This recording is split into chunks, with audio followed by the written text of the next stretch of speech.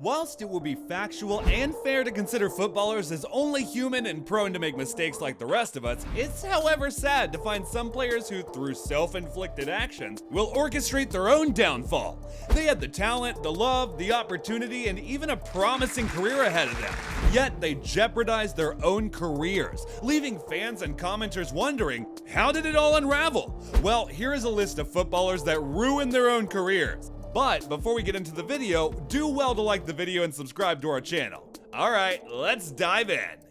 Neymar started his career at Santos in Brazil in 2009. Seen as the best youngster in Brazil, in his first season he scored 14 goals and won his first trophy. He continued to dominate, winning multiple individual awards. In 2013, Neymar joined Barcelona for 88 million euros, creating a dangerous duo with Messi. He scored 39 goals in his second season. However, wanting to be the star, Neymar joined PSG for a record 222 million euros in 2017. This drew criticism that he chose money over legacy. While Neymar started well at PSG with 25 goals and 15 assists in 28 matches, a lack of hard work and reliance on talent led to many injuries. He missed over 100 matches in 4 years. Fans turned on him as a failure, and PSG tried to sell him. With no offers from big clubs due to injuries, Neymar joined Al Hilal in Saudi Arabia.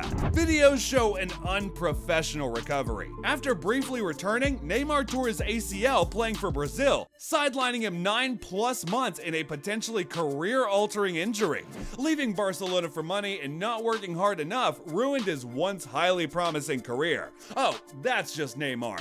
Though not entirely, but at least showed a level of determination desiring both him and his team to succeed. How about those that will just be indifferent, lack manners, and at the same time just want to cash out? That's just like the next person on our list. Born on the 26th of February 1984, Emmanuel Adebayor was a Togolese professional footballer who played as a striker. During his career, he played for English, French, Spanish, Turkish, and Togolese, Arsenal, Manchester City, Real Madrid, Crystal Palace, Metz, Monaco, just to mention a few. His prospect in the game was quite promising. His career was like a wild ride. This is why and how it all came to an end. When he was at Monaco, Wenger spotted him and plucked him to the Emirates. In his first season there, he built a massive fan base. But strangely, in his second season, it was like he hit the snooze button on his career alarm. He became seemingly indifferent, delivering less in his team and wanting more money. Imagine! Arrogant and brash. The forward felt he was too good for Arsenal and began entertaining offers that were coming for him. He later moved to Manchester City for £25 million, despite his claims that he wasn't in it for the money. But with the new team, his drama didn't stop. He played hide and seek from training and made crazy demands to his never-ending quest for the huge payday. He was a prolific goal scorer for the majority of his career, but his conceited self-belief held him back. Adebayor, who was 6'4", was not a particularly smart player. He was clumsy and reckless, squandered too many opportunities, and had poor heading ability. But while the rest of the world realized what a failure he was, the former Arsenal player continued to ignore it. That was the beginning of the end of his career. We've got more, folks. If you're enjoying this, be sure to hit that like button and subscribe for more amazing football stories. Speaking of amazing football stories, the next on our list is really of the sort. You just wonder if some people by some means unintended get to provoke certain supernatural powers, which strangely turns out to haunt them. Adrian Mutu, born on the 8th of January 1979, was a former Romanian professional football player. During his playing career, he was mostly deployed as a forward or an attacking midfielder.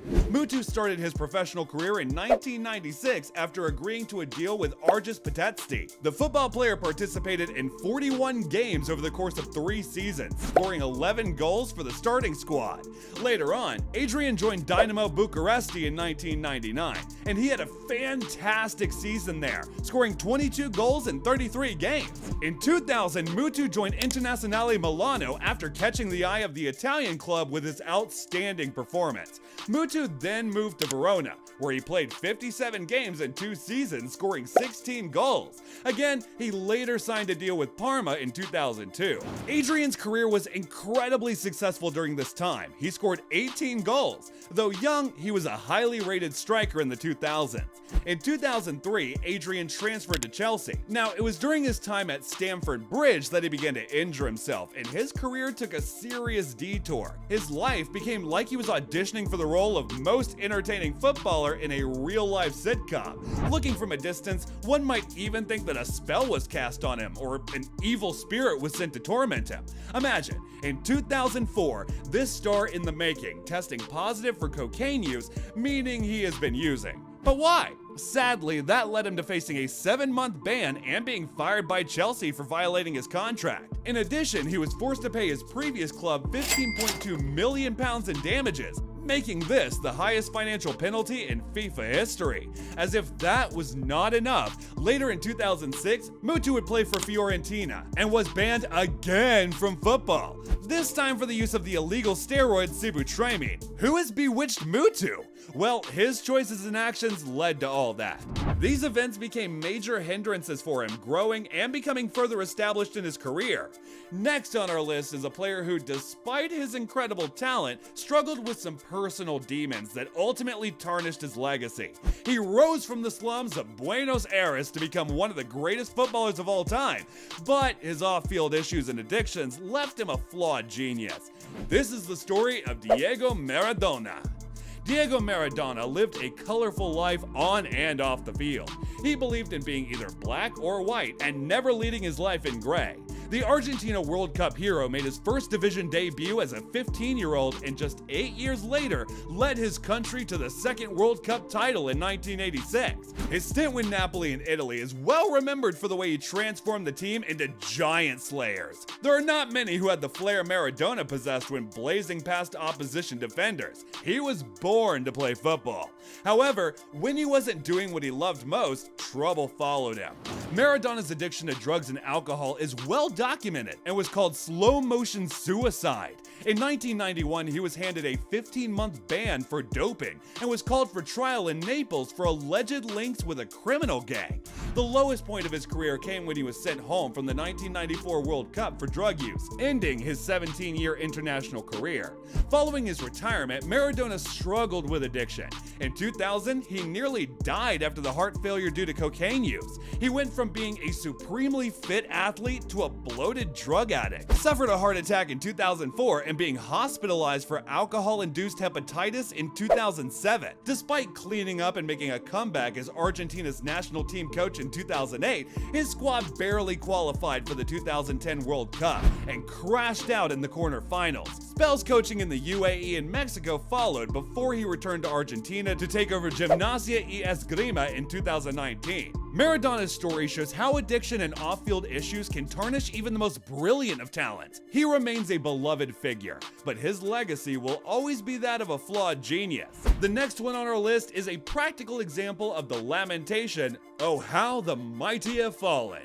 Mario Balotelli is often cited as a ruined football talent. He began promisingly at Inter Milan, but was forgiven early pranks and misbehavior due to his youth.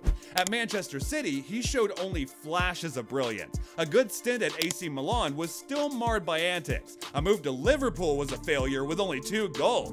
2 successful years at Nice were undone by rule violations. Brief stops at Marseille, Brescia, and Monza followed. He moved on to play in Turkey, far from the heights one expected. Balotelli's main downfall has been his childish temper and behavior, getting stupid red cards even in his 30s. He remains talented, but plays at a level far below his potential due to his own failures to mature and focus on football. While Balotelli's tale is a cautionary one of talent wasted by immaturity, our next story is perhaps even more tragic. A player who reached the very pinnacle of the sport, only to see it slip away due to a failure to maintain his focus and professionalism.